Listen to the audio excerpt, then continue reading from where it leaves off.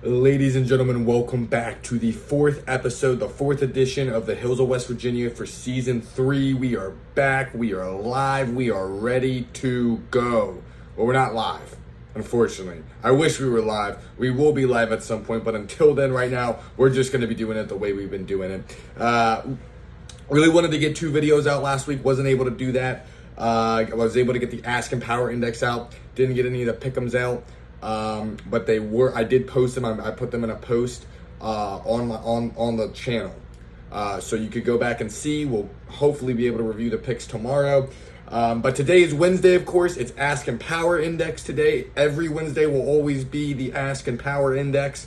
Just a lot to talk about in general, though, because anybody that's been paying attention to the world of sports right now knows that right now September is one of the greatest months of the sports year, and then October is going to be even better. But why is September so great? Well, because football starts and baseball, the playoff push begins. You got baseball every day. I'm of course a huge baseball fan, huge Orioles fan. If you couldn't tell right there, see that hat? That's Baltimore Orioles, folks. So just a lot to talk about just in general right now, and that's the beauty of September sports. Of course, Askin Power Index, and we'll be talking about a little bit of these playoff pushes next week, next Monday, the first ever Monday edition of the Hills of West Virginia. It will be dropping. Playoffs, I believe, start Tuesday, so I will, of course, be dropping the Hills of West Virginia playoff predictions for MLB. We might even review some of the Sunday picks, and then, of course, Wednesday will be Askin Power Index. Thursday will be the Pick'em. And I think that's the schedule, or at least that's what we're going to roll with. So I think we'll do MLB on Mondays, right? We'll do MLB Mondays, NFL recap on Mondays. Wednesday, of course, will be the Askin Power Index, and Thursday will be the Pick'em show.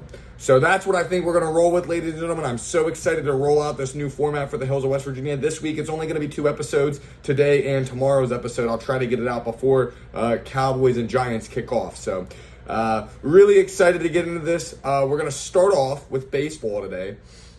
Last night on TBS, it was the only way I could watch it. I don't have Masson.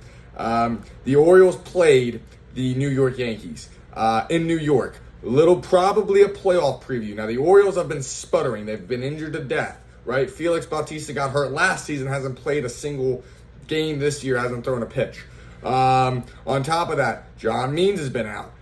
Kyle Bradish has been out. Tyler Wells has been out. 3 guys right there that were in the Orioles rotations and that were great for the Orioles over the past couple of seasons. They've been out. So, of course, what did the Orioles do? They went out, they got Zach Eflin, they got Corbin Burns before the season started. They have Dean Kramer, who's been solid. He pitched last night. Albert Suarez, who has been just a complete revelation. He's got an ERA under 4. He's pitched great for the Orioles right now. They've got 2 guys, 2 aces that are going to go out there and start them 2 playoff games.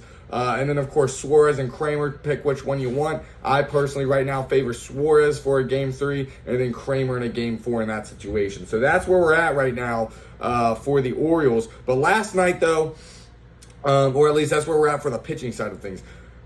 But, of course, last night they got Jordan Westburg back. They went out there. They beat the Yankees 5-3. The Yankees right now, best record in baseball. I mean, this American League, folks, it is absolutely just packed with a lot of mid. Okay, I hate to say it, but it is. I don't know if any of the wild card teams get over 90 wins. I mean, maybe if the Orioles, beat the Yankees, I'd be more inclined to say, yeah, well, then they can probably beat the Twins. The Twins right now are completely falling apart. They most likely will beat the Twins. I mean, the Minnesota just in free fall right now. I believe they're 81 and like 75 or something like that. It's not good. They're completely collapsing. Kansas City right now is also sort of in this collapse mode, but they do have the, luxury of Minnesota probably being worse than them. Minnesota's got to play the Orioles. The Orioles, who have been sputtering, they just got Jordan Westburg back. That offense looked great last night. Santander hit his, I believe, 46th or something like that. I mean, the guy's in the 40s, probably 44th. It was his 44th, I believe. Jordan Westburg had a couple big hits. Ramon Arias, I believe, had a big home run. I mean, look, there are guys on this team that will hit. Gunnar Henderson's, of course, going to hit. Jackson Holliday is going to be clutch. Colton Cowser, who should be the AL Rookie of the Year, although unfortunately I think it'll go to Luis Gil because he is on the Yankees. But Colton Cowser hit his 23rd home run, I believe, last night. He should be the front runner. In a normal year where Luis Gil didn't have just a great season, Colton Cowser would be your front runner right now. But right now, the playoff race is shaping up. It looks like the Yankees will be the 1 seed. I don't see that changing anytime soon. Of course, the Guardians, I think, will be the 2 seed. That's not going to change. The Astros, who are losing to the Mariners right now, they will most likely be the 3 seed. And will probably be playing either Kansas City or Detroit. Detroit has just skyrocketed. And, I mean, really, they've got some Team of Destiny stuff right now. I mean, they had a couple big plays against the Orioles, had a couple big plays last night. They're just finding a way to win baseball games. So, I mean, they're going to make the playoffs at the very least. And probably play Baltimore in Baltimore next week. So I'll be ready for that game. But other than that, though, that's baseball right now. Playoff races are shaping up. That's the American League, National League, of course. Padres clinched last night. Well, actually, a couple teams clinched. So the Astros clinched the West. Orioles clinched a wild card spot, and the Padres clinched a wild card spot. So right now, that's where it's all shaping up. Phillies, of course, a couple days ago clinched the East, so Phillies will be in the East. Dodgers are going to win the West, and then the Brewers, of course, are going to win the Central. And then after that, it's just a who's who of trash. The Mets are probably one of the better teams right now. They're probably going to make the playoffs. The Padres, of course, are making the playoffs. And and that's just where things are at right now in the world of Major League Baseball. So that's baseball. We'll be talking a lot more about it next week, though, whenever we get and do our MLB predictions for the playoffs. Of course, season ends Sunday. But that, of course, is not the main entree. That was a little appetizer, a little tease for next Monday. Today is the second edition, the week 4 edition of the Askin Power Index. Now, I'm so excited to deliver this last week. I'm even more excited to deliver it right now, folks.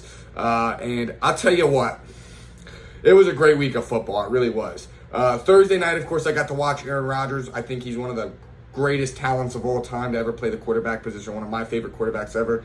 He got the big win. And then, of course, they played the Patriots. I mean, beat them down. Cowboys got embarrassed. And, of course, the Washington Commanders. I mean, I think they got their quarterbacks, folks. So, anyways, let's get into the Askin Power Index, though, for this week, right? So, number 32. Okay, number 32. Who is it? It's the Jacksonville Jaguars, folks. Last week, I had the Panthers in this spot. I thought the Panthers were terrible. Well, guess what? They benched Bryce Young for Andy Dalton, and the veteran came in and took over and did a lot better. The Jaguars right now, though, I don't know if there's anything saving this team. I will say this. Thanksgiving was the last time Trevor Lawrence won a football game. Okay? I would say that's rather not good. Doug Peterson is in his, I believe, 3rd year here in Jacksonville. First season, it was great. 9-8. Trevor Lawrence, it looked like he resurrected his career. They go into the playoffs, win a playoff game against the Chargers, and you lose a close one to the Chiefs. Then, of course, year 2 of Doug Peterson in Jacksonville. You're 8-3, number 1 seed in the AFC, and you just completely collapse and finish 9-8. Then, of course, this season, you're 0-3 right now, folks. It looks really bad. It looks really bad. That's all I'll say, folks. It does not look very good. You played the Bills on Monday Night Football, and Buffalo looks as good as they've ever been. Josh Allen probably had his best game of his career. It was 34-3 at halftime. Trevor Lawrence looks terrible. He threw an interception to Damar Hamlin, so good on Damar Hamlin for getting the pick. But no good on Trevor Lawrence and the Jacksonville Jaguars because they are trash. They are terrible. Get these guys off the field, nuke the organization. They're never going to be good, folks, unfortunately. I don't see that. Shad Khan, and Tony Khan, they're more invested probably in AEW, which is also failing right now, so that's that. But Jags, they play the Texans this week. They got to go to Houston. Good luck with that, Jacksonville. Number 31. Who is number 31 right now on the Askin Power Index? It is the Tennessee Titans. Now, this is interesting, and this week I had a lot of I constantly had to rework the ranking because I didn't know. I had no idea who I really liked in each spot. Tennessee, I think they're 31 right now because they haven't won a game. And they played the Bears in week 1. They were just barely winning that game. Then they lost that game 24-17 off of just a terrible, terrible play by Will Levis. I mean, that was really one of the worst plays. Next week, they were beating the Jets. Again, another big play. Turns the tide of that game. The Jets win that game. And then, of course, last week you played the Packers. That wasn't even a close game. You made Malik Willis look like Jordan Love. Okay? This is not a good football team. Brian Callahan looks to already be fed up with Will Levis. And now, granted, they do get the Dolphins this week. So if they win, maybe they could move up. But right now, number 31 is where I see them at. Number 30 is the Cleveland Browns. They're 1-2. And they were at the number 20 spot last week. So they are tied for our biggest drop. They went from 20 to 30. So that's not great. That's 10. They went down 10 in the rankings. You never want to do that. This team is terrible. Now, again, is it all over? No. I think you have something in Jameis Winston as your backup quarterback. I think Jameis could come in and start and probably win. The guy's been around. He's been developing. I personally think Kevin Stefanski and the Cleveland Browns, if they want to salvage this season and get themselves out of the doldrums, they have to make a change. You played the Giants. The Giants, I don't think are a great football team. I don't even think they're a good football team. I don't even think they're a mediocre football team. I think they're a really bad football team. They set history last weekend playing the Commanders.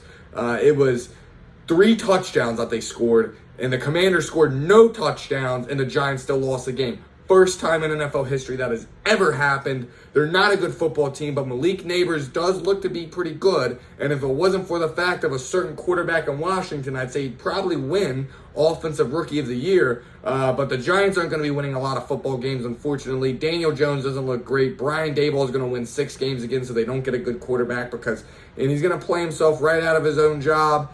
And and that's the disaster of an organization the Browns just lost to.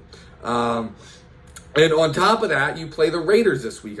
You play the Raiders in Vegas. Now, the Raiders aren't great, and we'll get to the Raiders in a little bit, but they're scrappy. They've got a decent defense, I think. I don't know. And they do have Gardner Minshew, so who knows? But the Browns right now, as long as Masaz Watson is playing, they're not good. They got to get the guy out of there. Number 29 is going to be the New England Patriots. Now, I think the Patriots are an interesting team. And I think this goes more to show right now where we're at in the league. There was a time when free agency came that people just stopped developing quarterbacks. Okay, only a handful of organizations have tried to develop quarterbacks, but a lot of them, they get a guy in and they just want to start him immediately. And we saw this a lot in the 2010s especially. We saw with RG3, he went out there, the Redskins, the then Redskins, right? The name redacted. I'm a fan. I lived through this. I watched this unfold in real time. RG3 came in, started, was fantastic. The league couldn't stop him. Of course, he has the injury happen. He's not what he once was, and he falls off, right? Kirk Cousins had 3 years of development under the Shanahan/Gruden scheme. 2015, he becomes a starter for the whole season. Jay Gruden says, this is our guy. He goes out there, they go 9-7, win the division, and Kirk Cousins has been Kirk Cousins ever since, but he had 3 years of development. Aaron Rodgers had years of development. Jordan Love has had years of development. It's a law, start developing your quarterback. Not enough teams do it. You could even go back and look at some current. Geno Smith spent about 8 years developing until he finally became a good quarterback. And that was just him going around, learning different schemes, picking different things up. Then he finally got to a team in Seattle that suited his needs, and the guy balled. And he's been balling ever since. And Seattle's a good organization that's winning a lot of football games. So, again, it's a lost start. Tom Brady, of course, he was developed. He sat for a year. So why am I mentioning all these quarterbacks who are, well, because guess what, folks? The New England Patriots, who are a well-run organization, still kind of have some of that Belichickian-ness. Of course, Gerard Mayo's in there trying to craft his own identity. Well, guess what? They have not let Drake May play. He did get to, I think, play a little bit last week, but of course, I mean, again, it was a blowout. But the kid's not going to start this week, I believe. They play the 49ers. He shouldn't start. Jacoby Brissett's going to start again. I don't think Brissett's a bad backup. The kid's going to learn from a pro. It's a lost art of developing your quarterback, and I think the Patriots are doing it, so I think Drake May is going to be good. Other than that, Patriots fan, buckle in, because it's going to be a long, long season, folks. They are not a good football team. That offense is absolutely putrid. I still think the defense is decent, okay? But Aaron Rodgers looked comfortable. He was out there. There was great pass protection. He was dicing them up. Is he in his third prime? I don't know. We'll talk about that a little later in the show. But yeah, right now, New England, you're going to be very low in the power rankings, I think, for most of the season. You're not going to win a lot of games. But once Drake May, I don't think Drake May should start a game this year unless an injury happens and you have to. Yeah, I mean, I don't think the guy should really be playing that much. I think they should let him develop, see where he's at. Of course, again, I mean, that's just where you're at if you're New England right now. But I think Gerard Mayo's done a decent job there. I mean, that defense is still decent. It's still pretty good. But as of now, right now, they're 29th. They play the 49ers. I don't expect them to win that game. Number 28 is going to be the Miami Dolphins. Now, I would have had them a little bit higher going into the season. Okay? But wow. It is falling apart. Mike McDaniel.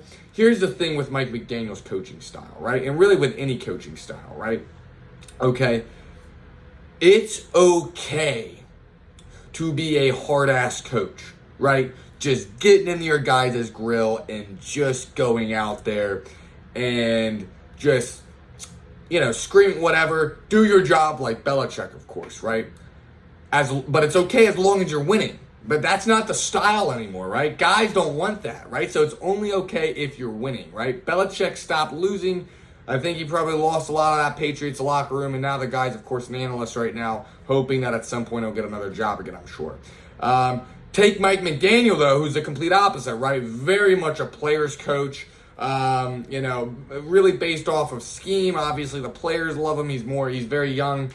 The issue of it is, though, is when they were winning, Mike McDaniel looked like a great coach. He looked like a guy that could take this team to the promised land. But when they get down to the final weeks of the season and it's cold, and, I'm sure their practices probably, who knows where they're at.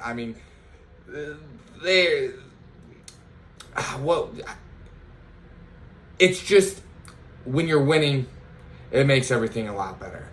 But I don't know, folks. I don't think the McDaniel experience right now, or the whatever you want to call it, experience, project, whatever, experiment is really what I was looking for there. I don't think it's working right now. I don't think it's working. You're losing a lot of games. Tua's gotten hurt quite a bit. And I look, folks, it doesn't look very good. It does not look very good. If I was a Dolphins fan right now, I'd be very worried. Who knows if Tua's coming back? And if this team's bad, I don't think Tua comes back this season. He shouldn't come back this season. And now, of course, Skylar Thompson has a chest injury. It's not looking good for the Dolphins. There's quarterbacks on the market right now. I think the season is still salvageable, but I don't think Tua should play another snap. But Joe Flacco's still on the market. There's some veteran guys you could pull in. Maybe somebody you could trade for. You can always go back to the pastronaut, Joshua Dobbs, although I don't think they want to. But right now, Miami, they're 1-2. Even with Tua, in week 1, they played the worst team in the league, the Jaguars, and the Jaguars are winning that game for most of it. There's a lot of dysfunction, a lot of drama. Of course, Tyreek Hill being arrested right before that Jaguars game.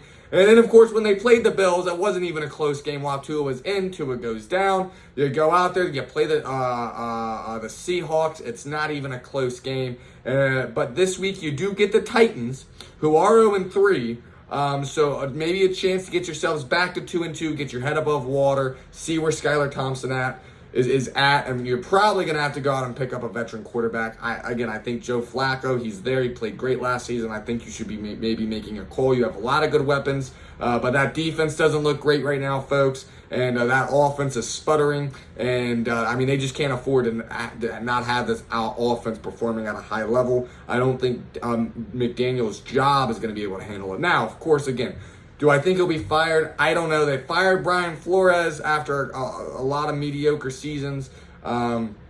But, I mean, McDaniels has been a complete Tua guy. Tua loves him. Does Tua come back? I don't know. I don't know where the Dolphins go from here, but what I do know is they play the Titans this week. They're 28th right now on the Askin Power Index. They got to try to find a way to get that higher. Number 27 is the Chicago Bears. And this is certainly a debate that's going to be had throughout all the season, of course, because last season it was Bryce Young and C.J. Stroud. This season it's going to be Caleb Williams and Jaden Daniels. Especially if you watch Monday Night Football, which we'll get to in a little bit. Jaden Daniels, I mean, that guy looks like, I think the Commanders have finally found their quarterback. Of course, I'm a Commanders fan, and I'm giddy about it, and I can't believe it. We'll talk about them in a minute, though. But right now, the Bears, Caleb Williams, it hasn't looked great, but you're getting better. You've gotten better. You've played very, very well against the Colts. I think he had over 200 yards, 2 passing touchdowns, so that looks a lot better. But, I mean, again, I think he's not taking the losses very well right now. But you won week 1 against the Titans, who are number 31. I can't really put them much high on the list. You had a close game against the Texans. You lost to the Colts, though, who I don't think are a great team right now. We'll get to the Colts in a minute. But, yeah, and on top of that, Chicago, congratulations. You get the Rams right now, who just got a huge win against the 49ers. Good luck with that. They went down 2 spots. They were at number 25 last week. They were 1-2. But by no means is Caleb Williams done, but you're going to have to see growth. I never thought they were going to be a playoff team. Matt Eberflus, I don't think is going to be your coach next year. Thankfully for Bears fans, I still think that defense is very good. I don't think, though, that Eberflus is a great head coach. But we will see. Okay, folks, by the way, shout out to Coca-Cola, Coke. If you ever want a sponsor, you have one in the hills of West Virginia. But that's what happens when you have to talk Bears football. You have to take a drink because it kills you. But yeah, folks, the Bears, they get the Rams this week. Good luck with that. Number 26, I got the Las Vegas Raiders. They were an interesting team coming into the season. Gardner Minshew, I think, is probably the best backup quarterback in the league, of course. But they beat the Ravens week 2. Of course, Gardner Minshew owns the Ravens. But other than that right now, I can't necessarily say the Raiders. I mean, I kind of expected this. I didn't think they were a great team. They really weren't a great team last year. Of course, you fired your coach. You brought in Anthony Pierce. I'm not a big fan on making the interim guy your head coach. I don't think that works. You fired Josh McDaniels, and really anything would have been better. Anything could have been better. I could have been better. My 4-year-old little brother could have been better. Okay? My grandmother could have been better. I mean, there are so many better options than Josh McDaniels. I don't think the Anthony Pierce experiment is going to work either. They're 1-2. They lost to the Panthers, who do have Andy Dalton, and the Panthers looked a lot better. Dave Canales had he called a great game for the Panthers. Andy Dalton, of course, went out there. I mean, he just looked like vintage Red Rifle. But right now, you play the Browns this week, though. So, again, can you get to 2-2? Absolutely. The Browns are not a good football team. The Browns only is a really close game against the Jacksonville Jaguars, who are the worst team in the league right now. So, you should win this game. You don't win this game, though. There's going to be a lot more questions, I think, coming out of Vegas than just your quarterback situation right now. Number 25 is the Carolina Panthers. Folks, this is a major jump for the Panthers. They went from number 32 to number 27. That's a 7, or number 25. That's a 7, spot jump in the Askin Power Index. Look, Andy Dalton. There's a conversation that's got to be had right now because, of course, Sam Darnold, Baker Mayfield have gone on to do bigger and better things, right, since they came from the Panthers. Bryce Young, I don't think Bryce Young's a terrible quarterback. I think the kid can win football games. Will he win football games, though? I don't know. It's looked really, really, really bad, though, out there in Carolina with Bryce Young. This doesn't bode well for him. But, Andy Dalton, of course. But the thing of it is, though, again, the veteran comes in with years of experience. He's been around the league. He's been around so many teams, so many different schemes. He's seen a lot of different schemes from the defense.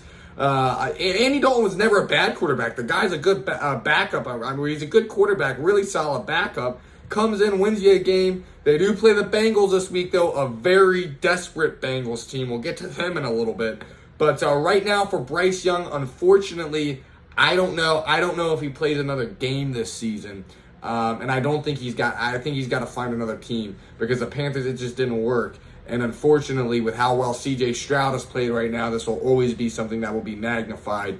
So unfortunately for Young and the Panthers, I don't think that relationship's going to work out. How far can Andy Dalton take them? I don't think much. But of course, again, he's going to win you some games because he is a red rifle, and the guy will he can sling it. And I don't think Dave Canales is a bad head coach. So that's where we're at right now. And I think benching Bryce Young wasn't bad. I mean, look, it shows accountability, and it shows Dave Canales doesn't think anything there was very good. And, of course, their general manager, unfortunately, apologies to him, I can't think of his name right now, but those guys looked at this team and said, no, it sucks. We got to revamp it. That's exactly what they've done. They benched Bryce Young. They brought in Andy Dalton. I'm interested to see how this week goes against the Bengals. And it's home as well, so there you go. Number 24 is the New York Football Giants, folks, okay? I know some people here at Morgantown who are very, very big Giants fans.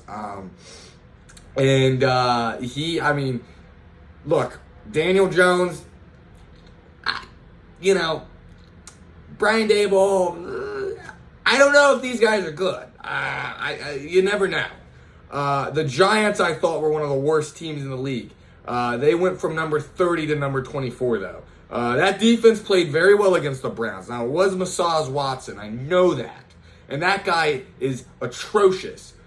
But, the Giants, though, I think they have somebody in Malik Neighbors. He's an LSU guy. Of course, I love LSU. And he just went out there and absolutely just diced up that Browns defense. Daniel Jones looked like 2022 Daniel Jones. And if you can get that Daniel Jones, you'll be in just about every single ballgame. The guy was a good quarterback that season. But unfortunately for the Giants, you get the Cowboys tomorrow night. That's going to be a very interesting game. I'm very interested to see how that game goes. Both teams are kind of in need of a win. The Cowboys probably more so. But, of course, it's the NFL. Every team needs a win. But the Browns, of course, went out there, lost that game to the Giants. Big win for the Jones and the New York Football Giants. Number 23. What's going on, James? What's going on? Ladies and gentlemen, Hills of West Virginia, Episode 4, second appearance by James Ryder. Say hi to the world. Hello. He just got a shower. The hair looks fantastic, James. We love the hair. Okay. It's A+ right now. Thank you. Number 23 is the Indianapolis Colts. This team, I don't know how to gauge this team. Last season they won 9 games, but of course that was when they had Minshew Mania as their quarterback. Anthony Richardson, I don't know, folks. It's hard to gauge this team because we've seen some really good plays out of Anthony Richardson in his very short sample size of a career so far. Obviously, week 1 he had the bomb. But other than that, he didn't really play very well. Hasn't really played very well this season. And, of course, the Colts got a Bears team this week that have just been struggling offensively. They should have gone out there. Now, the Bears have a good defense, but they should have gone out there and probably won this game by one more score if they were truly better. They're not. Another James Ryder appearance right there. Shout out to James. You might see him walk by a couple times, so just, if you do, say hi from home. But the Colts right now, look, I don't think they're a great team. They went up about 3 spots. That's not much. The Colts, they play the Steelers this week in Pittsburgh. They got to go to Blitzburg right now. We'll talk about the Steelers and their situation here in a little bit. But right now, the Colts, Anthony Richardson, Shane Steichen. I think Steichen's a great coach. Obviously, they were just a catch away last season from going to the playoffs. So we'll see right now what's going to happen with the Colts. But right now, it doesn't look very promising. You can't afford a 1-3 start. So we'll see. That defense, it doesn't look great. And like I said, the defense, just folks, Indianapolis right now, they're kind of in shambles is what it looks like right now. Like I said, I don't know how to gauge this team. That's just, I don't know, folks. Listen, I've been watching this league for about a decade now. And there are just some teams, I mean, going into the season, I had the Colts picked to win that division. I thought Anthony Richardson and them were going to take that next step. It doesn't look like it. It looks like they regressed a little bit. But again, you beat Pittsburgh, though. You get wins. You get to 2-2. That makes everything look just a little bit better, folks. So we'll see how it goes here. Number 20, I still got faith. Number 22, though, is going to be the Denver Broncos. Again, they were really bad. And I hate Sean Payton. And if it wasn't for the fact that the Panthers looked like one of the worst teams of all time, they would have been 32 last week. But as much as I hate to say it, I have to give kudos to Sean Payton and the Denver Broncos, what they're doing with Bo Nix right now. Okay? Bo Nix, who I remember as a very little kid going and watching his college football games. My dad taking me and watching Bo Nix play football games. The guy is now 35 years old. Okay? But he's a rookie quarterback in this league. It looks like they have something there. Okay, I don't know if it's gonna work long term, but they get him out of the pocket, they get him looking down the field, they're able to alleviate the pressure. As much as I hate the guy, Sean Payton, he does know how to play call on offense. But again, I mean, there's been some mess with Denver, and Sean Payton just in this 10 years has been tumultuous. Everyone's really starting to see just how much of just a jerk this guy is. Listen, folks, I could do a 3-hour podcast of just hating on Sean Payton if I really wanted to, but I can't do that. But I got to give them kudos because the Tampa Bay Buccaneers were number 4 last week, folks, and the Broncos went out there and beat them down. Beat them down 26-7. That defense looked very good. And remember, the Broncos last year weren't a terrible team. Probably should have kept Russ in. Russ was winning them games. So right now the Broncos are number 22, but they get to play the Jets this week in New York. Going to be a very interesting game. Of course, Nathaniel Hackett revenge game again. Zach Wilson could be his revenge game, but Bo Nix right now looks to be starting Aaron Rodgers. I mean, so much going on in that game. So that'll be a game that I'll be watching this week for sure. Number 21. Now, this might come to a shock to some. It doesn't come to a shock to me and the rest of America, but people in Texas right now, okay, they are going to be an absolute shock seeing this. One man, Gerald Jones, is going to be livid seeing this, or I don't know, he's probably not watching this. He's probably out there talking about the meat sizes of NFL players right now. Maybe that's the way I could get a viewer, though. I could maybe get him if I start talking about who has the biggest meat in the NFL right now, folks. But that's not what we're talking about right now. And I don't want to talk about it because I really want to talk about this right now. The Dallas Cowboys suck. They are number 21. They are terrible. They have a trap game tomorrow for the Giants. I think this is a trap game for the Giants, folks. I mean, oh my gosh. Literally, the moment the Cowboys came out of my mouth, the dopamine that hit my brain, folks, it's a rush. I can't believe it. It was an absolutely glorious hate watch Sunday to watch the Baltimore Ravens go in there and win that game. And then 7 o'clock hit. And then the Ravens started to raven. And then I started to sweat a little bit because the Ravens suck in the fourth quarter. And the Cowboys went out there and started to mount a comeback. And I thought, oh, here we go again. The Cowboys are going to come back and win this game. Skip Bayless is going to be insufferable. Cowboy Nation is going to say they're back. But then something very glorious happened. They didn't win the game. And the Cowboys lost. And the Ravens somehow held on. And the Cowboys are 1-2. And they look like trash. Listen, folks. There are a couple things in this life that truly give me so much joy. That truly get me high on life. And it's the Cowboys losing football games. Brought Zeke back. Zeke, that's it. He looks old and slow. Dak looks like he sucks. CeeDee Lamb doesn't want to be there anymore. Mike McCarthy, it's falling apart. Mike Zimmer is a terrible defensive coordinator and also not a very nice person. And of course, Jerry Jones, he just has to eat just a crap sandwich this week. You always love to see that.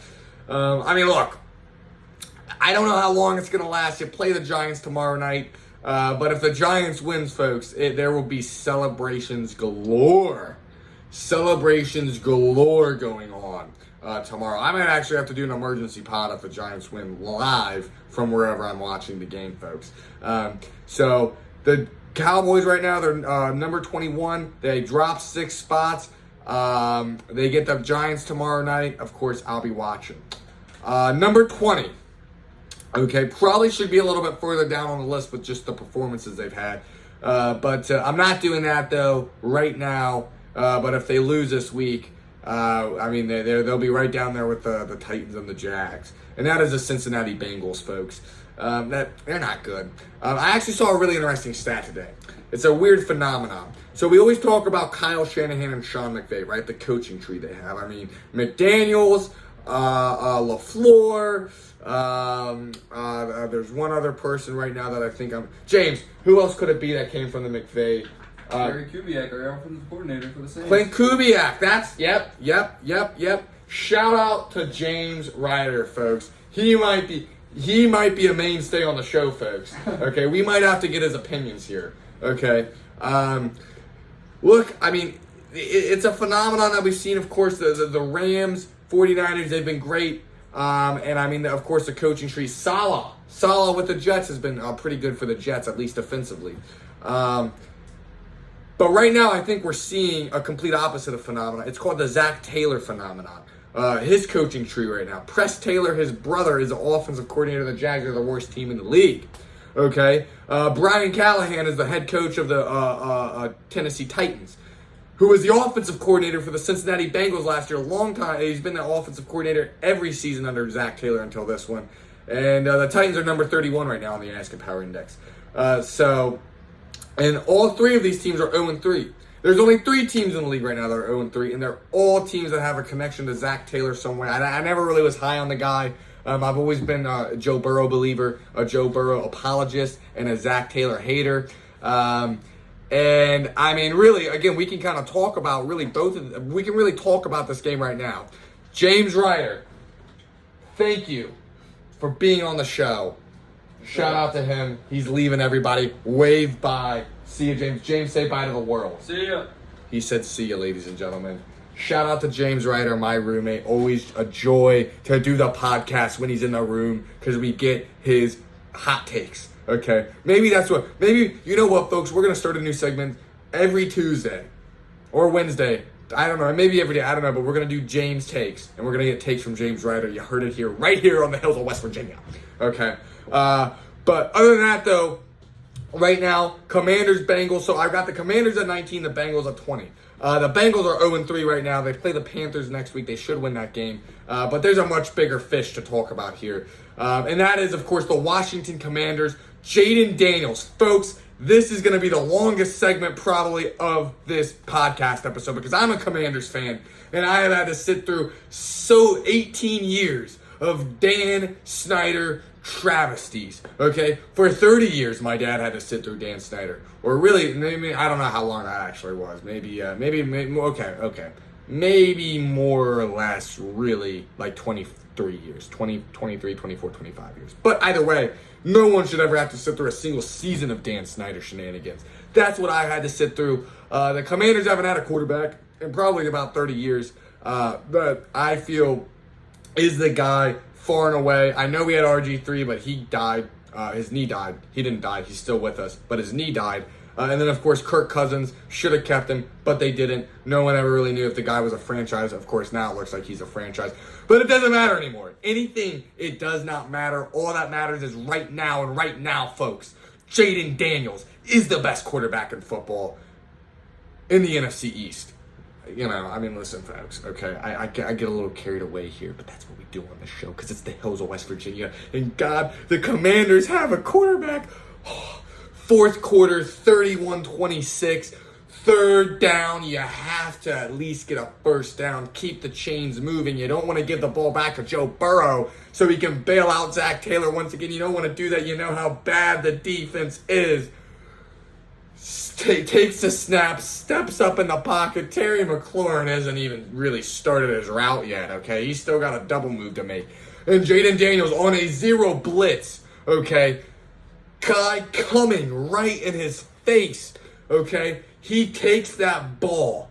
He takes the guy. He takes the shot right into his face, and then he delivers the ball right into the hands of Terry McLaurin, folks.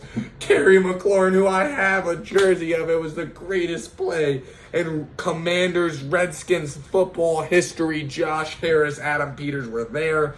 This team is back, folks. They gave it to the Cincinnati Bengals. They made the Cincinnati Bengals question their entire franchise right now. People are asking, is Joe Burrow a bust? That is the Jaden Daniels effect. Not only that, but Cliff Kingsbury, give him his flowers. What a game by Cliff Kingsbury. He called a fantastic game, okay? Week 1, again, and I'm not really going to necessarily take Week 1 games into account later in the season because it was Week 1, right?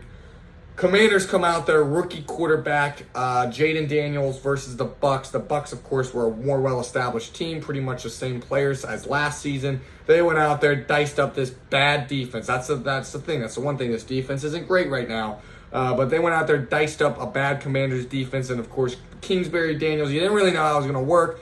Didn't really know how much they wanted to run the ball, throw the ball, whatever. Got blown out, right? Last week versus the Giants, you go out there again. The Giants aren't a great football team. I think all of us pretty much had them both in the same tier, pretty evenly matched. But Daniel, I honestly was expecting a fall apart by the Commanders.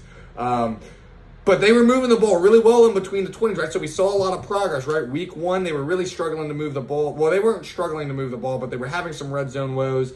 And I mean, Jaden Daniels wasn't looking great as a passer, was running the ball quite a bit. Well, last week, the guy gets in the game against the Giants. He's starting to throw the football. And, of course, it was 18-18, though. Again, so many red zone woes.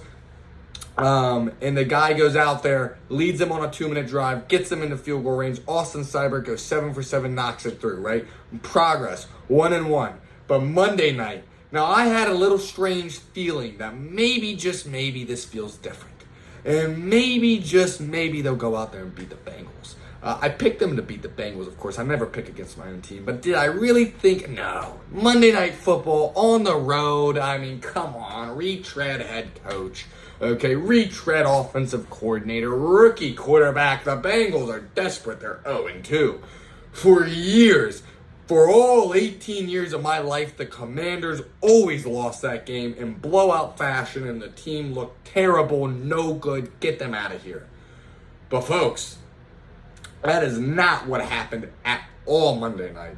For one, Cliff Kingsbury went out there. He let Jaden Daniels rip. I'm giving the guy his flowers because week 1, week 2, we've seen the progression. He was letting him rip it, okay?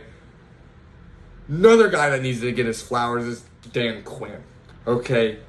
The Danalytics took over. They went for it, I think, 3 times and converted on every single 4th down they went for it. They weren't even going to go for it one time. But Danalytics took over Jaden Daniels. Okay, we had actual Daniels-lytics and Danalytics combined. Guess what that means? You're going for it on 4th and 4. And guess what? You're getting it on 4th and 4. Okay? Zach Ertz, what a game. Luke McCaffrey had a game. Terry McLaurin had a game. Anybody doubting Terry McLaurin, including me, why would you do that? Because the guy went out there and had a fantastic game, folks. This is the most I've felt something in a long time. This is the first time in a while I legitimately look forward to Sunday now. Okay, before I would say, okay, well, it's football Sunday, so I get to watch football, but I have to watch it. No. I am dialed in, and I am ready to go to watch the Washington Commanders play football, folks. I can't believe it. I'm probably going to get a noise complaint right now in my dorm because this just has me absolutely fired up. It has me fired up. And, of course, shout out to Austin Seibert for making his kicks. Folks, maybe really what the glue was Austin Seibert because they're 2-0 since they got Austin Seibert. And really, Dan Quinn, who was never a bad head coach. I mean, he got his team to a Super Bowl in spite of the fact, though, that they blew a 28-3 lead, and then after that it fell apart. But how do you even rebound your franchise after 28-3? You don't. The guy, though, he still won a lot of games, made the playoffs a couple times, went to Dallas, of course, had Dallas, and we're seeing how much they're missing Dan Quinn right now. The guy for years had that defense top 5 in the league. I think last season was the first season they were out of it. And of course, they had the playoff game and just got absolutely annihilated. But the Commanders went and poached him and said, hey, we want you. They brought some of the staff over, Joe Witt Jr., of course. And while the defense hasn't looked great so far, and I think it is a problem, and I think that is the thing going to be holding this team back, I think there was a little bit of improvement. When the defense needed to come through Monday night, they did in big ways. They had a couple big sacks on Joe Burrow, a couple big passing. They really kept Jamar Chase at bay and T. Higgins at bay. Those guys, I mean, they had decent stats, but they didn't have the explosive stats where you're used to, where the stars of other teams just completely pop off. I'm so used to that. That didn't happen. That did not happen Monday night, folks. It's a new era. What are we calling this era? Quinning, folks. Hashtag quinning. Let's get it trending again. It's 2015. Adam Peters, he came into this roster and said, this roster sucks. Traded away Jahan Dotson. A lot of Commanders fans said, why would you trade away Jahan Dotson? The guy has potential. Adam Peters says, no, my roster has potential. Ron Rivera's guys don't have potential. Got rid of Jahan Dotson. Luke McCaffrey, brought in Noah Brown. Of course, he has Zach Ertz. Folks, look, also he brought in Austin Eckler. I mean, listen, really, I don't know. I could talk about this for 10 hours. I could never stop talking about this until Sunday. I mean, this was really just, Eckler ran well. Brian Robinson, of course, ran well. This team can run the football. The offensive line was fantastic in pass protection. Jaden Daniels, of course, was also helping out this offensive line. And I mean, really, they just go hand in hand because Jaden Daniels, he's so smart, folks. He comes from LSU, where Joe Burrow comes from. LSU, of course, is one of the top football programs in the country. They will always be in just college football history. I mean, that's LSU. That's where he comes from. That guy obviously has developed. Cliff Kingsbury, of course. I mean, look, folks, at this rate, the guy's not going to be here next year. He's probably going to go to Chicago and coach Caleb Williams. Because, I mean, the guy's just been absolutely excellent right now. So, I mean, look, folks, it's the first time in a long time I felt something with my football team. Okay? There's been times before, I think maybe 2016 was the last time I truly had hope. Like, hope, like Super Bowl hope.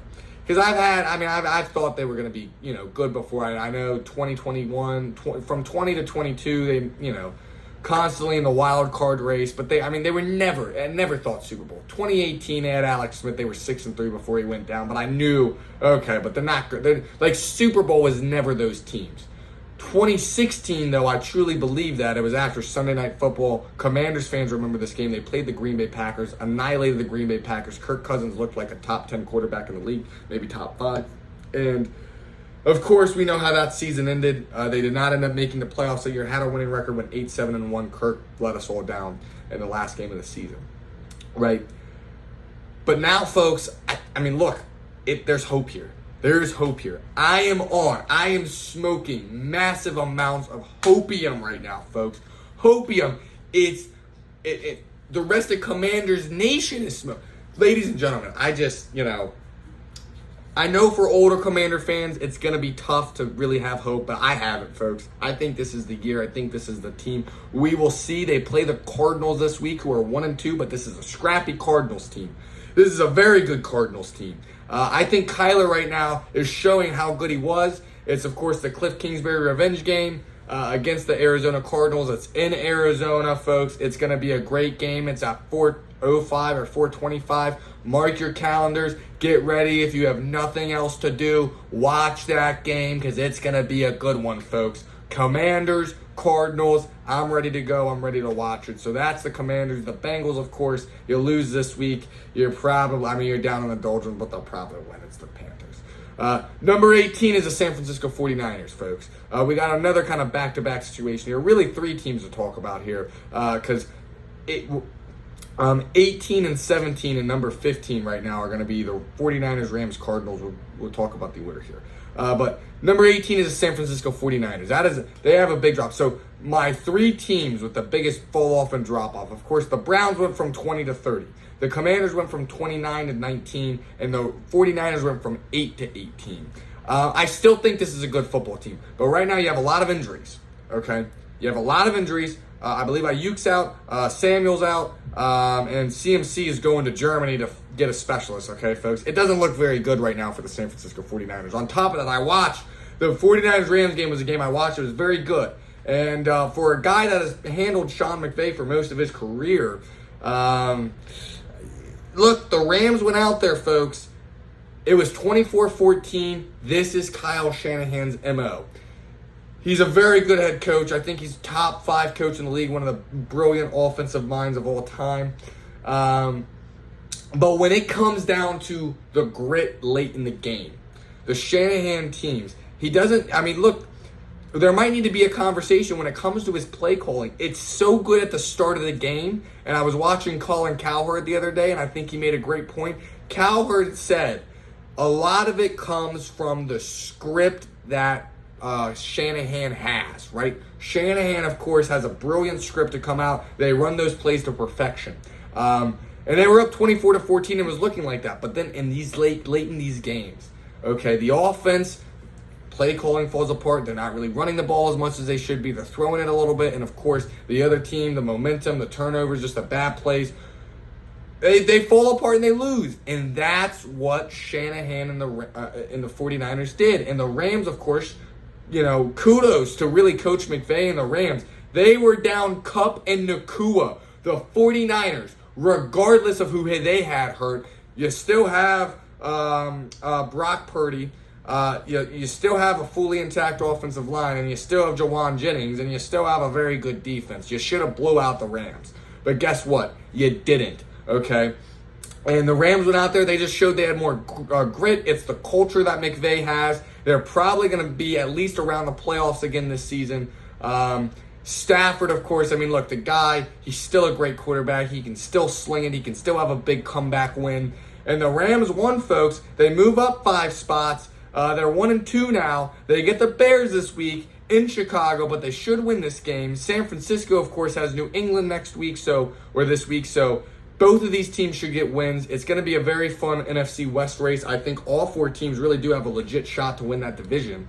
So I'm very excited to see how it goes the rest of the way. But, of course, Rams, 49ers, 17-18. Number 16, we'll come back to them. But number 15, like I said, there were 3 teams I wanted to talk about right here. They're very close, and I really wanted to put the Ravens above them. But I put the Cardinals here at 15 because I think the Cardinals, folks, have one of the best offenses really in general, at least passing-wise in football. Kyler Murray, all you got to do is give the guy a good receiver. And all he will simply do is run around for 30 seconds. And then if that receiver eventually gets open, Kyler's going to find this guy right down the field. He's got a great arm. He's very accurate. He's very good. Kyler, I think, in my opinion, is top 16. You could even argue he's top 10 quarterback in the league. I would argue it. I think the guy's a very good quarterback.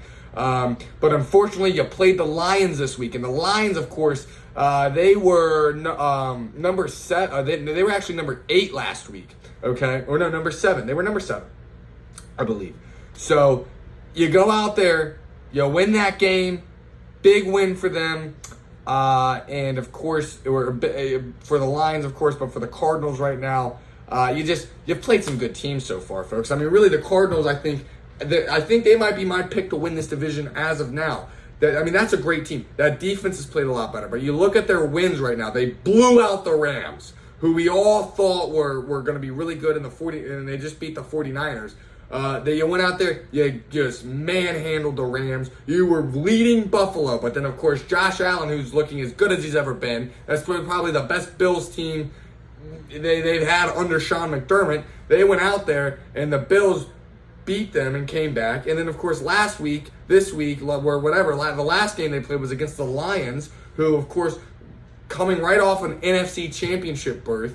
My pick to probably at least make the playoffs. I had them as a wild card team. They were number 7 last week. They went out there and they lost to the Lions. They play the Commanders this week, folks. Like I said, that's going to be my game of the week, I think. That's my game of the week, without a doubt. Commanders, Cardinals. If you don't have a game you can watch in the late window, watch that game, folks. So like I said, Cardinals right now, they're number 15. They're going to stay there. Now we're going to go backwards a little bit, weirdly enough, to number 16, the Baltimore Ravens, because I want to talk about them. So my brother's a Ravens fan. Shout out to Scotty Askin. He plays on the Musselman Appleman. Shout out to them. Okay. But the Rams right now, or the Ravens right now, look, week 1, you play the Chiefs. Defending champions, you play them right down to the last play. If Isaiah Likely didn't have big feet, they'd probably be 2-1 right now. Of course, you play the Raiders. Week 2, Gardner Minshew. I mean, it's Minshew magic, Minshew mania. He always beats the Ravens, right? So you're 0-2. You go into this game against Dallas. You really couldn't afford to lose this game. Dallas didn't look good. You went out there. You blew out Dallas until the fourth quarter. And this is really why the Ravens aren't above the Cardinals right now, and really why the Ravens aren't higher right now. If they would have finished the deal and just put full, just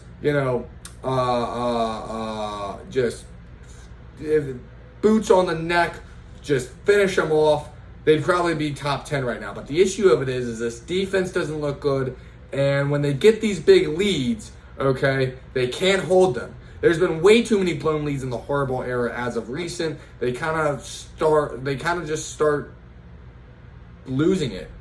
Justin Tucker doesn't look good right now.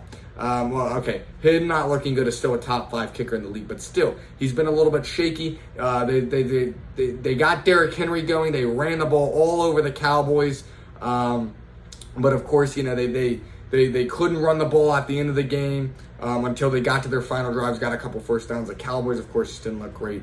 So the Ravens right now, I still think they can win their division. It's not looking like a great division right now. Cincinnati's 0-3. The Browns look like a mess. And the Steelers, who knows how long they can keep this going. I mean, they're playing just lights out right now at a very high level defensively. And, of course, Fields has been playing better.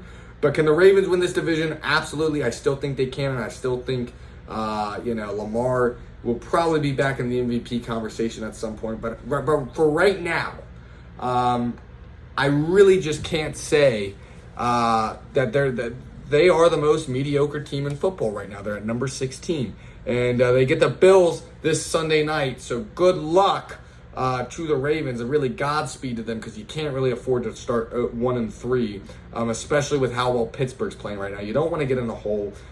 Cincinnati doesn't have a tough game this week. Well, they play the Panthers, and the Browns, of course, get the Raiders. So again, you don't want to start off 0-3. You don't want to be scoreboard watching and saying, okay, well, at least we're not in last place right now. Just win your game, stay out of last place, and keep it going, and rebound this thing. So that's the Ravens. Now, of course, we're going to jump to number 14, and that is the Green Bay Packers on the Askin Power Index.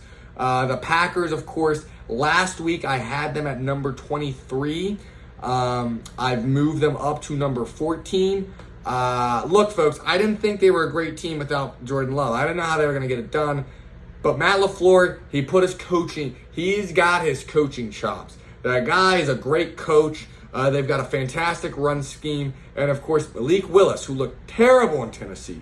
They've seemed to coach all of just the crap out of him. Now the guy's, just throwing bullets downfield. Who would have ever thought? And he's using his legs. They went out there. They just blew out the Titans, absolutely destroyed them. And they get the Vikings this week. That is also a game of the week. That's in the 1 p.m. window. I will absolutely be watching that game, because that's going to be a fantastic game. But that's the Packers right now. They're 2-1. They're number 14. Look, right now that defense, it looks a lot better. Of course, they lost week 1 to the Eagles with Jordan Love. But, look, folks, this team, Malik Willis is playing great right now. You'll get Jordan Love back probably around week 10, week 11. And once you get that guy back, as long as you're just playing 500 football, I think they'll still be in great shape to win or make the playoffs. They could still even potentially win their division depending on how things shake out. But, again, I think that division is still very good with at least the Vikings and the Lions. So, again, Green Bay right now, they're keeping their head above water. They got a big test this week against the Vikings. It's in Green Bay. I'll be watching. Like I said, I think they played a fantastic game, though. I think LaFleur is an excellent coach. And I think Malik Willis, if he can just be a really good backup right now and just play safe football, this team's going to win probably most of the games he starts until Jordan Love comes back. So that's number 14. That's the Green Bay Packers. Number 13. Now, I personally think this is hilarious how this ended up coming out. But number 13 is the New York Jets, folks. So, of course, Packers, Jets, A-Rod's old team. What else needs to be said? Aaron Rodgers right now, folks. The guy he's just a great football player. And he's really one of those guys at the moment he took over that Packers team. just showed he had that it factor. And I think they went like 6-10 his first year starting, but the guy was fantastic. Next season, make the playoffs on that epic game against the Cardinals, right? And then the next season after that, you'll win the Super Bowl with the guy, right?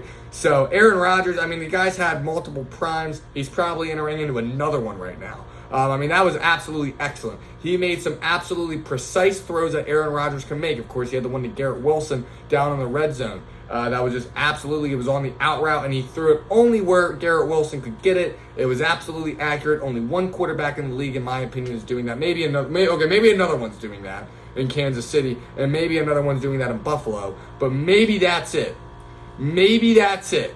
There's only, like I said, there's only a select few guys that can make that throw. Aaron Rodgers did.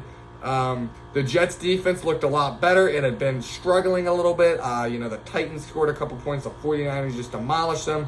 But the Packers, of course, go out there, play the Titans. The Jets went out there, played the Patriots, beat them on Thursday Night Football. They get the Broncos this week. They should win that game and get to 3-1. And right now it's just keeping pace with Buffalo until I believe Week 6 when they play them on Monday Night Football. That, of course, will be a great game. So that's the Jets right now. They're number 13, and of course they went up 6 spots. So they went from 19 to 13. Had a great game last week. I expect them to win again this week. Number 12 is the Tampa Bay Buccaneers. Now, they had a really bad loss this week. Okay. And I really wanted to move them down, but of course last week they beat the Lions in a very close game. I think the Lions are still one of the premier teams in the league. And of course, I mean, Baker just played a terrible game. Rashad White didn't play very well. And I mean, the Broncos just went out there. They looked like the better coached team. And I think you're bound to get this with Todd Bowles as your head coach. I think the guy's a great coordinator, not a great head coach. Their defense, I mean, it just got eviscerated by Knicks and the Broncos. And you got a big game this week. Yeah, I really don't know. With that division, with the way Big Kirko's playing right now, and the Saints, if they can rebound, look, I mean, this is going to tell a lot about the Bucs right now. They play Philadelphia this week. It's in Tampa Bay. It's home. They should win this game, but Philadelphia, they're scrappy. They're playing very well. Saquon is playing out of his mind right now. He's probably resurrected that franchise, and of course, right now, I mean, that defense you can't afford to have a performance like last week. That secondary is weak. The Eagles will be throwing. Saquon, I'm sure, will be very involved in the passing game. Look, the Eagles just went out there and shut down a very, very good Saints team. So, look, it's a big game. You're gonna have to go out there and win this game and get to 3-1. But you lose this game by a lot. I mean, look, this is a big turning point for the Bucs, for Baker and all of them. But they got to go out there and they just got to win this game. Really bad loss last week. I still think they're a good team. So again, we'll see this week. Number 11 is the Los Angeles Chargers. I don't know how long this is gonna last, though, ladies and gentlemen. Jim Harbaugh comes in, changes the culture immediately, right? But, then they come out there, you feel the culture change. Week 1, though, you have to play football. You go out there, defensively, they look dominant. They beat down on the Raiders. And, of course, I mean, Herbert goes out there, didn't really do much. They were just running the ball a lot, right, with Dobbins and Edwards. Well, now the injury bug has hit you a little bit, though, right? Joey Bosa's out, I believe. Derwin James is out. And now Justin Herbert has a high ankle sprain. He could potentially be out. Now, you have Taylor Heineke. We know Taylor Heineke, he's a grit merchant, okay? The guy goes out there and he's a clutch play merchant. He's a gamer. He's going to go out there and he's going to win you some games. And this week, if there's any game Taylor Heineke could have a signature Taylor Heineke game, it's this week. Because you play the Kansas City Chiefs. The defending champs, the reigning defending champs. They've been number 1 the past couple of weeks. You're number 11 right now. I think you have a great defense, but, you can't. I mean, look, folks, the Steelers, I mean, we'll get to the Steelers here in a little bit, but that was a tough watch if you're a Chargers fan. I mean, they made Justin Fields look somewhat legit. And Justin Herbert didn't have a great game. Like I said, I mean, that's not a great injury for Justin Herbert if it's a high ankle sprain, because that can affect him for a while. Number 10, right? So now we're in the top 10, right? We've got our first 22 teams out of the way. Now we round out into the top 10. Number 10 right now is the New Orleans Saints. I don't want to overreact. I wish James was still here right now because he could give us some insights. Because me and James watched that Saints-Eagles game. It was one of the better games last week. But, I mean, it was just a defensive struggle, we'll say. Derek Carr went from Derek refurbished Carr back to Derek used Carr. Clint Kubiak, I don't think, had a great game. And of course, Dennis Allen, those defenses are always gonna play well. But of course, Saquon had a couple big plays, and that's what really screwed you. But again, I don't want to overreact. I had them at number 3 last week, though, but they dropped back about 7 spots. But this week, you have to go to Atlanta. You got to play the Falcons. This is going to be a very telling game, not just for that team, but for that division. And this is going to tell us a lot about both teams. So, again, I mean, look, right now, if you're looking at it, folks, this is the way it's got to go. And, I mean, really, these next 3 teams, I mean, this game next week is really going to tell us, really, there are 2 games this next upcoming Sunday that are going to tell us a lot about 4 teams in the NFL. It's the Bucs, Saints, Eagles, Falcons. All of them play each other, okay? So, of course, the Saints play the Falcons, and the Bucs play the Eagles.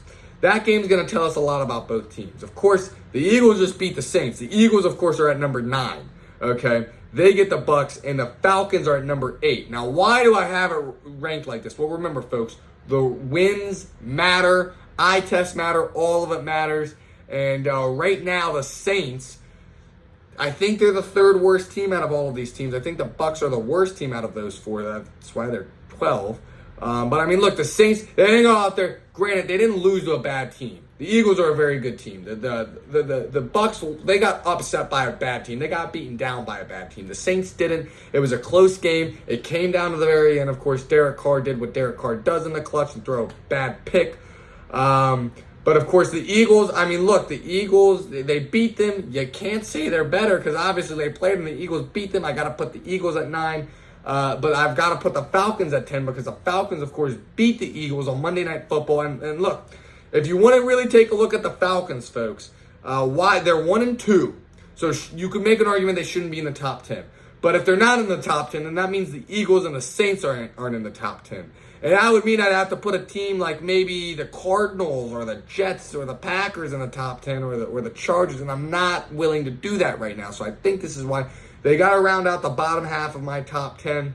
Again, we're going to find a lot. The Falcons, of course, so they just lost to a top 10 defense, top 5 defense really in this, really best defense in the league right now in the Steelers. They lost to them week 1 by 1 score. They lose to the defending champs last week on Sunday Night Football in a close game.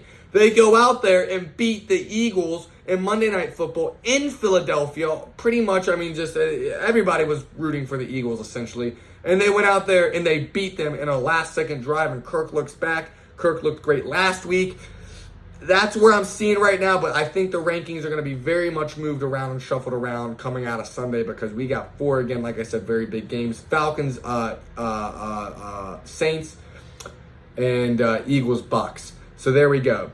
Number 7 is the Seattle Seahawks. I really wanted to rank them higher, but I mean, look, their wins right now.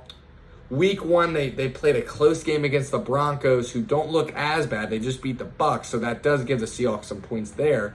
But then you had a close game against went to overtime against a really bad Patriots team. And then, of course, last week you played a Tua-less Dolphins team and you beat them down. You probably got, you got your first real test. Listen, the Seahawks will absolutely be in the top 5 if they win their game this week. Because it's Monday Night Football. You got to go to Detroit, who I think is obviously, again, one of the premier teams in the NFC, one of the premier teams in the league. Right now, I'd probably have to say Detroit would be the second best team in the NFC. And that's really where the Seahawks are at right now. Geno's playing well. He's not. I mean, he's playing well. Okay, he's playing well enough to win. He's got 3 touchdowns, 3 interceptions.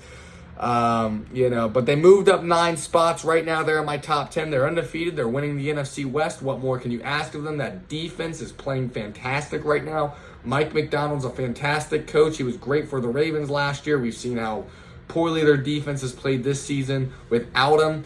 So right now, look, it looks like right now the Seahawks, though, they're number 7. They'll stay there. And depending on how this game goes with the Lions, we'll see where they're at. But right now, they're top 10. So, and they're number 7. So Seahawks fans, savor this. Number 6 is the Houston Texans. Now, Seattle's undefeated. Houston's not.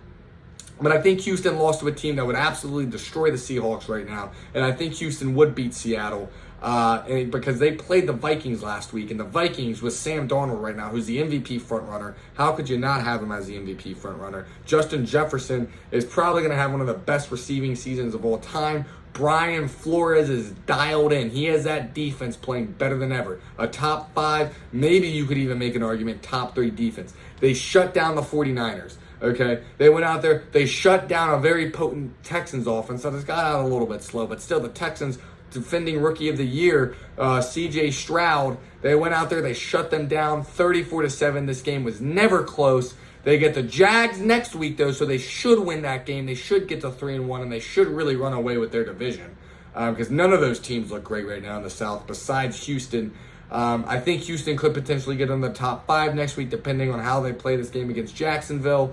Again, I think D'Amico Ryans, of course, is a fantastic coach. I mean, this is a great team. They're number 6 right now. I'm not willing to put them in the top 5 though after just getting blown out by the Lions last week. We're not the Lions, the Vikings. It's not top 5 material, folks. Number 6 or number 5, right? So now we're in the top 5 of the Askin Power Index. I know there's someone who used to be on this podcast, who will be on this podcast, I hope, at some point this year, who is right now going to see this and absolutely love it. They got a top 10 defense. They don't even have their QB1 starting right now, but maybe they found another one. Who knows? But that is the Pittsburgh Steelers, the Blitzburgh Steelers. T.J. Watt playing out of his mind. That secondary is playing fantastic. The secondary is playing fantastic. And Justin Fields is playing very competent football right now. He had a good game last week against the Chargers, which is what I think are a great Chargers defense. And they're 3-0. They went out there. They beat the Broncos, right, when they needed to. They beat the Falcons, who I think are a great team. They, of course, just beat the Chargers, who I think are a very good football team. And they get the Colts this week, who are 1-2 and haven't looked great. They could very well start off 4-0, folks, and who would have had that? They could be winning their division right now. They could be winning a very bad division, a division where every other team is 1-3 going into the next week. So look, Pittsburgh, I don't want to get into what-ifs right now, but there is a game week 10, which if you look at their schedule, it's possible we could have a rematch of 2020 Steelers-Washington. This time it's in Washington. I mean, look, folks, I think that'll be a great game. I think the Steelers are a very good team, and they're number 5 right now. Again, I mean, Mike Tomlin, he just wins. I mean, what more can you ask for right now out of this team? Number 4, of course, is going to be the Detroit Lions. Like I said, they're the second best team in the NFC. I'm sure you can probably figure out who's the best team in the NFC right now. Had a little bit of an identity crisis these first couple weeks. They were throwing the ball a lot, right? But, they've buckled down a little bit, in their 2 wins. They ran the ball a little bit more. They forgot, I guess, they had the best offensive line in football, one of the best running back duos in football. They played very well against the Cardinals. It was a close game. They beat them. That defense looks ferocious. Jared Goff is playing at a very high level right now. Dan Campbell, of course. The Danalytics, folks. There's 2 guys right now with Danalytics in football. Dan Quinn with #Quinning and Dan Campbell. Dan Campbell. You know what, folks? Then maybe that'll be the NFC Championship game this year, right? The Dan Quimble Bowl with Quinning and Danalytics. I mean, who knows, folks? I'm just rambling. I'm waffling right now, ladies and gentlemen. I've been drinking way too much of the Kool-Aid. This is what happens when you give a guy like me hopium right now. I start saying some crazy things. I can't even believe the words Commanders, Lions, NFC Championship just came out of my mouth in the same sentence. I love football because you get crazy stuff like that. But they're number 4 right now. They're still one of the premier teams, and I think they're going to stay there for a while. They get the Seahawks on Monday night. I'll be watching that game. That'll be a fantastic game. Number 3, of course, the Minnesota Vikings. Who could have predicted this? I don't think anybody could. They're 3-0 right now. Now, of course, we got to throw a lot of caution to the wind because Sam Darnold's done this before. With the Panthers, they started off 3-0. Now, the only difference is the Panthers, or that season, Sam Darnold wasn't playing at a level like this. And I don't think he had a good enough coach like this. Right now, I mean, look, Kevin O'Connell, he's a fantastic coach. He got Kirk Cousins to play probably his best season in his career. Then when Kirk Cousins goes down last season, 4-4, all bets are off. Well, he makes the Pasternaut look decent. He makes Nick Mullins look serviceable, and that team I think only won like 7 to 8 games. So the guy, he worked miracles last season to not have that franchise fall apart. They're 3-0 right now. You lose J.J. McCarthy, and yet you bring in Sam Darnold, and you just have the guy let it rip. You coach the turnovers out of him. That's the big thing, right? That's been a big thing. Sam Darnold's had some terrible turnovers. He's not throwing them right now. You beat a very good Texans team. I think it feels different. You get the Packers in a game this week. This will be a real good test. Another big test for the Vikings. They've had nothing but big tests so far this season. Of course, 49ers, Texans, and this week, you're playing the Packers, a very good, well-coached Packers team. I think that'll be a game of the week that I'll be watching. It'll be the game of the week in the early window. Number 2, right? Not much change. This is staying. It's the Buffalo Bills, folks. It's the Buffalo Bills.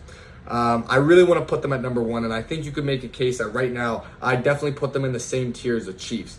Obviously, again, Bills 1, Chiefs, or Bills 2, Chiefs 1.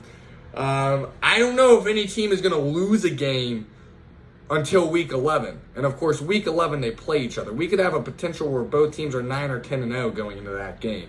And I'm all for that, folks. They play the Ravens, though, this week. Again, this will be a big game. The Ravens are desperate. They don't want to start 1-3, especially in that division right now with everyone kind of struggling and the Steelers playing well. You don't want to climb yourself into a big hole. Of course, the Bills, they're a good football team. They just are. They're a great football team. Probably the best they've looked. Just absolutely demolished the Jaguars. And, of course, the Chiefs at number 1. I can't move them out there. They're the defending Super Bowl champions. They've won every game, and they probably got better than they did last season. Those are my top 2 teams. That's the Askin Power Index, folks. Again, I was so excited to unveil it last week. It just looks fantastic right now, folks, for my Commanders. I think we got, so far, a lot of parity in the league. No one's really ran away with this thing, this top 3. So again, tomorrow we'll come back with a pick'em. Monday we'll have my MLB playoff predictions. Shout out to Mr. Eric Ashby Brown and Mr. Welch. They're not dead. They're still here, gone but not forgotten, yada, yada, yada. So that's the Askin Power Index for Week 4, 2nd edition. I'm Stephen Morbius Askin, and back to you in the studio.